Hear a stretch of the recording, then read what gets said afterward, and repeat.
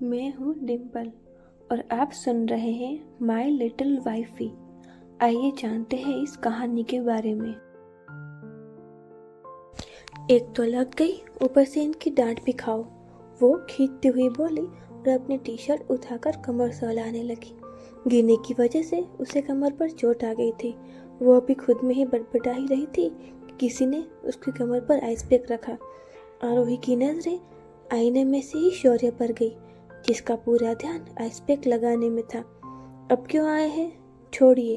वो उसका हाथ हटाने ही लगी थी कि शौर्य ने उसका हाथ पकड़कर उसे खुद से लगाया। शांत रहोगे कुछ देर? वो लगभग डांट ही रहा था। हाँ, पहले डांट ही लो, फिर चैन मिले आपको, वो मुंह बनाती हुई बोली। लेकिन शौर्य उसकी बात को इग्नोर करता हुआ अपना काम कर रहा था। बेटा, कुछ देर बाद शौर्य ने पूछा तो आरोही ने आंखें चढ़ाई। बीवी वाली हरकतें कर रही हो अब तुम। शौर्य सर हिलाता हुआ उससे दूर होने को हुआ कि आरोही ने पलटकर उसके कॉलर पकड़कर उसे खींचा। वो उसके एकदम पास आ गया था। बीवी ही हूँ मैं आपकी, तो वही हरकतें करूंगी, वो उसकी आंखों में देखते हुए बोले। तो शौर्य ने भी उसे कमर से थामकर खुद से लगाया। अच्छा, चलो फिर बीवी बीवी ही खेलते हैं। बोलता हुआ वो उसके होठों पर झुका। आरोही की आंखें बड़ी हो गई। ये आदमी बात को कहां से कहां ले जा रहा था। वो कुछ बोलती उससे पहले ही वो उसके होठों पर अपने होठ रख चुका था। अगला दिन भी शादी की भागदौड़ और तैयारियों में ऐसे ही बीत गया।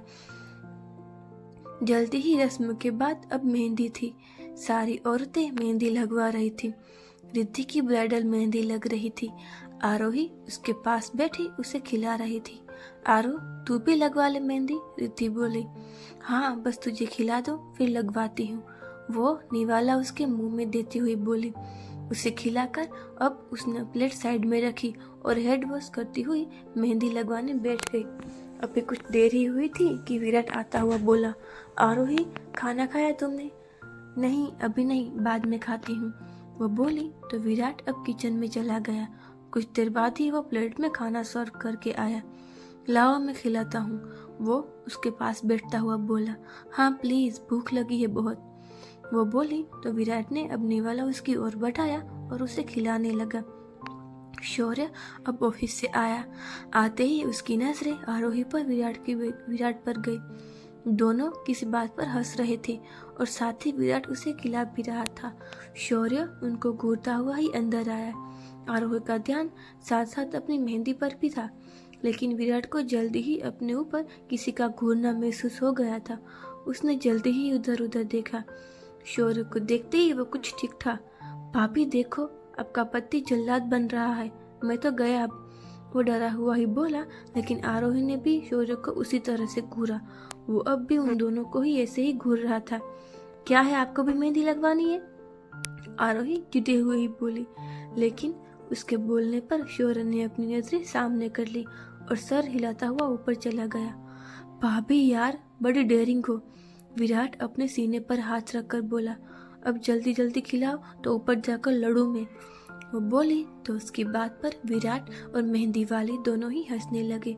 कुछ देर बाद ही जब उसकी मेहंदी पूरी हुई तो वो ऊपर आई।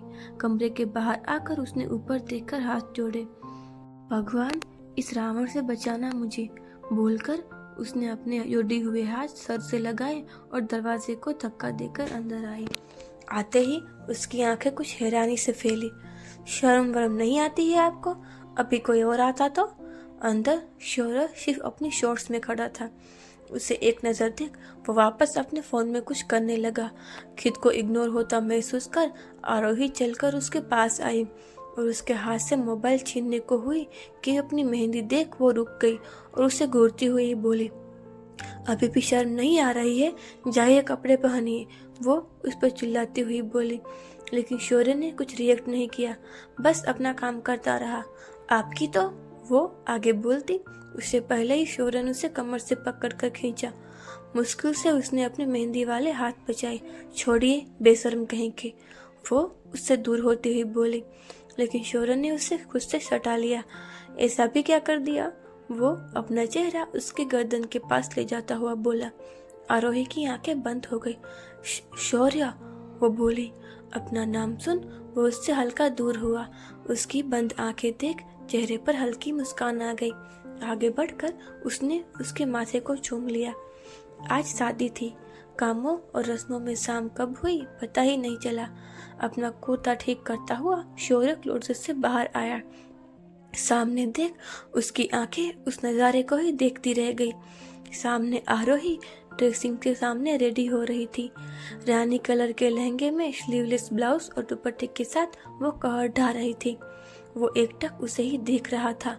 वो अब चलकर उसके पास आया। कब आई? वो पीछे से उसे अपनी बाहों में भरकर बोला, बस अभी अभी। वो उसके हाथों पर अपने हाथ रखकर बोली, वो अभी अभी पार्लर से रेडी होकर आई थी। खूबसूरत लग रही हो।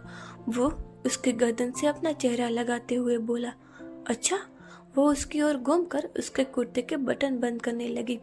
शौर्य के हाथ उसके कमर पर ही थे। सब लगभग रेडी ही थे। शौर्य और विराट सारी तैयारियां देख रहे थे। सुरेखा जी और स्नेहा जी किचन में रसम के लिए मीठा बनवा रही थी। राजवीर जी भी नीचे ही थे। बारात के आने का ही इंतजार था। कुछ देर में ही ढोलक और शहनाइयों की आवाज आनी शुरू हो गई। घर के सभी लोग दरवाजे के पास बारात का स्वागत करने आए। दलजीत को मंडप में बिठाया गया। कुछ ही देर में आरोही रिद्धि को लेकर नीचे आई। उसे शादी के जोड़े में दुल्हन के लिबास में देख एक बार को सबकी आंखों में ही नमी आ गई। और आखिर में सारी रस्मों के साथ रिद्धि अपने दलजीत की हो गई। विदाई के वक्त वो अपने पापा और भाइयों के गले से लग बिलक कर रो पड़ी। अपनी बहन के सीने से लगाए शौर्य की आंखें भी आज नम हो चली थी। बेटी को विदा कर सब भारी मन से घर के अंदर आए। कल भी शादी थी तो उसकी भी कुछ तैयारियां आज ही करनी थी।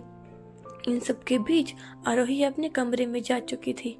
अपनी बेस्ट फ्रेंड को जाते देखना उसके लिए काफी मुश्किल भरा था। आंसू अब भी नहीं रुक रहे थे। कमरे में आकर वो बेड पर बैठी।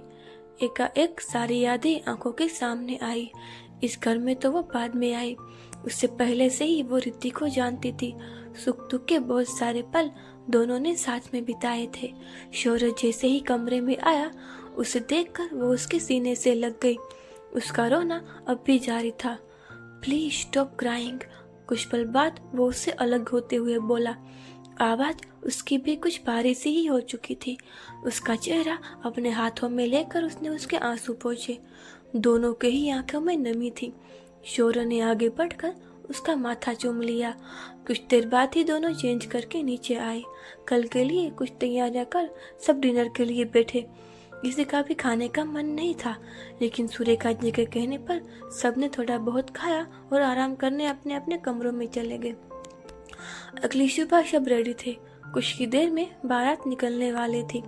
आरोही बेटा देखो जरा विराट रेडी हुआ कि नहीं। सुरेखा जी बोली तो वो विराट के कमरे की ओर चल दी। अंदर आते ही वो ड्रेसिंग के सामने खड़ा नजर आया। व्हाइट कलर की शेरवानी में वो अच्छा लग रहा था। भाभी देखो ना इनमें से कौन सी माला पहनूं। आरोही को आईने में से ही देखता हुआ वो उसे अपने हाथों में पकड़ी दोनों मालाएं दिखाता हुआ बोला। आरोही उसके करीब आई और उसके हाथ से 3 रो वाली माला लेकर उसे पहनाने लगी। माला पहनाकर उसने उसे काला टीका लगाया। दोनों साथी अब नीचे आए। कुछ देर में ही बारात घर से रवाना हो गई। अगर आपको ये कहानी पसंद आ रही है तो चैनल को लाइक, शेयर और सब्सक्राइब ज़रूर कीजिए और प्लीज़ कमेंट करते रहिए और दूसरी कहानियों को भी इसी तरह से प्यार दीजिए। Thank you.